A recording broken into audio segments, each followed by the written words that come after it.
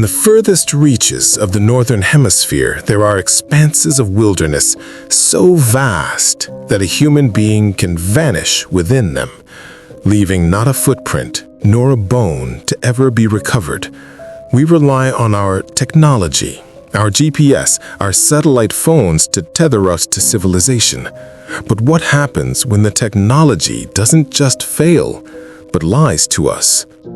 There is a stretch of land in the Yukon Territory, roughly 200 miles northeast of Whitehorse, that locals avoid. There are no trails there.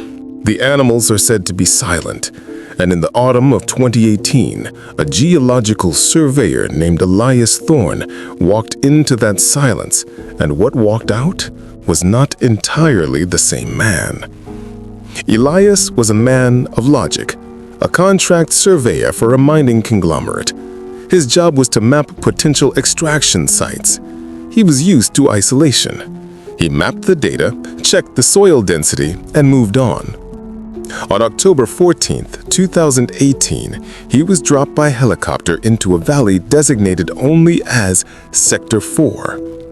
His pilot, a veteran named Miller, gave him a strange warning before lifting off. He told Elias, "Don't trust the echoes here. They take too long to come back."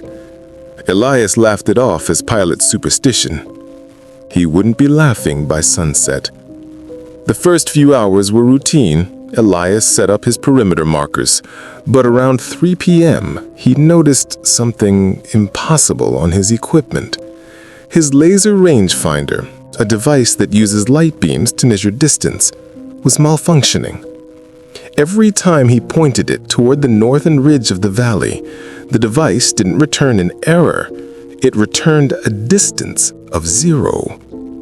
According to his instruments, the massive granite cliff face 500 yards in front of him simply didn't exist. Frustrated, Elias decided to hike closer to the ridge to recalibrate his gear. That was when the Oz factor set in. Researchers of the paranormal describe this as a sudden, suffocating silence. The wind died. The crunch of snow under his boots became muffled, as if he were walking on cotton. As Elias neared the cliff face, he smelled it. Not the sulfur or ozone often reported in UFO encounters, but something metallic, like the taste of a copper coin in your mouth, but overpowering. He crested a small rise and froze.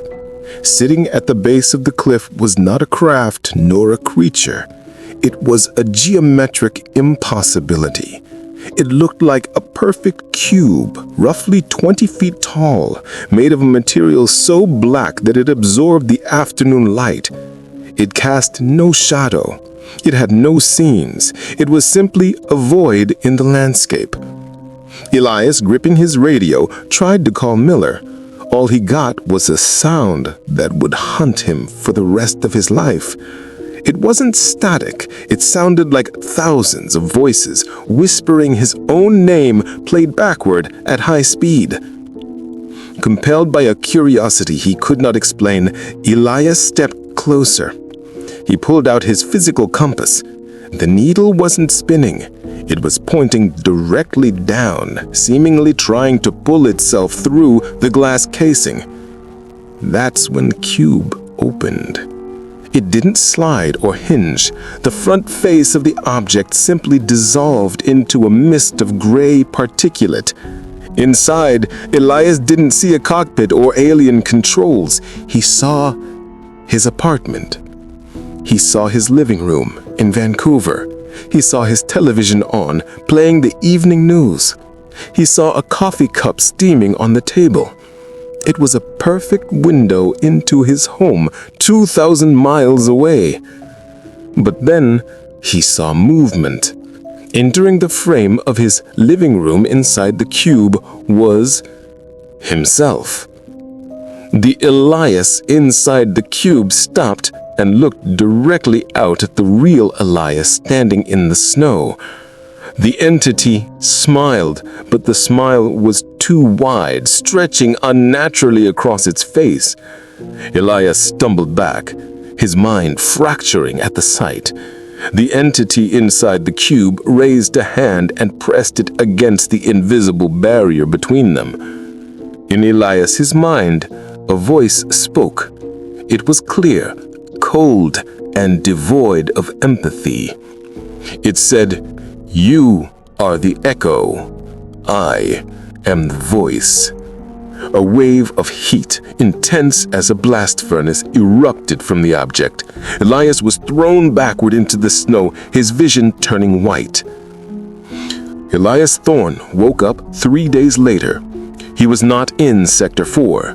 He was found wandering a logging road 40 miles south, severely dehydrated and suffering from second-degree radiation burns on his face and chest. His clothes were not torn, but they were wrong.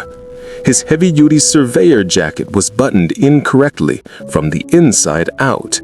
His boots were on the wrong feet, tied with knots that no human hand uses. When the miller, the pilot, was questioned, he claimed he had returned to the pickup site on schedule, but Elias was gone. His equipment was left standing in the snow. Elias recovered physically, but he refused to ever return to the woods. He quit his job and moved into the city, surrounding himself with noise and people. But the story doesn't end there. When the mining company retrieved Elias's digital camera from the site, most of the files were corrupted. However, one video file remained intact. It was time-stamped to the exact time Elias was missing. The video is pitch black. There is no image, but the audio records the sound of Elias sleeping. You can hear his steady breathing, and in the background, you can hear the faint electronic hum of a TV news broadcast. The date of the broadcast, heard in the video, was 3 days after Elias was found on the road. To this day, the area known as Sector 4 remains undeveloped. The mining conglomerate quietly abandoned the project, citing unstable terrain. Elias Thorne still lives in Vancouver, but he has removed every mirror in his home. He claims that sometimes when he looks into a reflection, the man looking back isn't moving at the same speed he is. He fears that on that day in the Yukon, the real Elias didn't run away. He fears that the voice came home, and the echo was left behind in the cold.